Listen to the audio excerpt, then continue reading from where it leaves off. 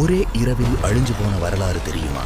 ராமாயண போரில் ராவணனை வென்ற பிறகு ராமர் தனது வில்லின் நுனியால் சேது பாலத்தை உடைத்த அந்த புண்ணிய ஸ்தலம் ஒரே இரவில் வரைபடத்தில் இருந்து அழிந்த கதை தெரியுமா? ஒரு காலத்தில் சொர்க்கமாக இருந்த இந்த ஊர் இன்று ஏன் மக்கள் வசிக்க தகுதியில்லாத ஒரு பேய் நகரமாக மாறியது? அதன் பின்னணி என்ன என்பதை இந்த வீடியோவில் காணலாம். ராமேஸ்வரத்தின் தென்கோடி முனையில் அமைந்துள்ள ஒரு சிறு மணல் திட்டுதான் தனுஷ்கோடி. ஒரு காலத்தில் இது இந்தியா மற்றும் இலங்கைக்கிடையேயான மிக முக்கியமான வணிகத் தலமாகவும் மக்கள் நடமாட்டம் மிகுந்த அழகிய நகரமாகவும் இருந்தது.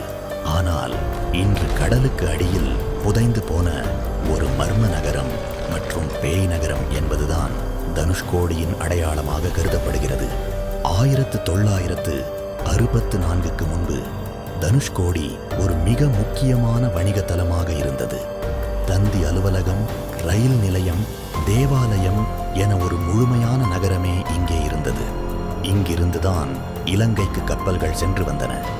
இவ்வாறாக மக்கள் வெள்ளத்தில் துள்ளி குதித்துக் கொண்டிருந்த தனுஷ்கோடியில் 1964ஆம் ஆண்டு டிசம்பர் மாதம் வீசிய அந்த பெரும் சூறாவளி தனுஷ்கோடியின் தலையெழுத்தையே மாற்றியது. இயற்கையின் அரவணைப்பில் துயில் கொண்டிருந்த தனுஷ்கோடியை சுமார் 20 அடி உயரத்திற்கு எழும்பிய ராட்சத அலைகள் மொத்த நகரத்தையும் சில மணி நேரங்களில் கடலுக்குள் இழுத்துச் சென்றன. இரவில் நிலவொளியின் மயக்கத்தில் தூக்கத்தில் இருந்த மக்கள், குழந்தைகள் என அனைவருமே திடீரென நடந்த இந்த தாக்குதலில் நிலைகுலைந்து போனதுடன் கடலில் தத்தளிக்க துவங்கினர்.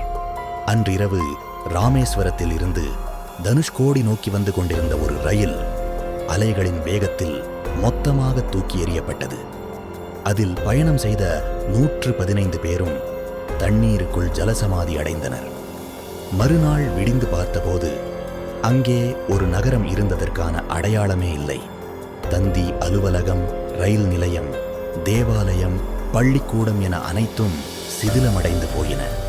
சுமார் 1800க்கும் மேற்பட்ட உயிர்களை அந்த ஒரே இரவு காவு வாங்கியது.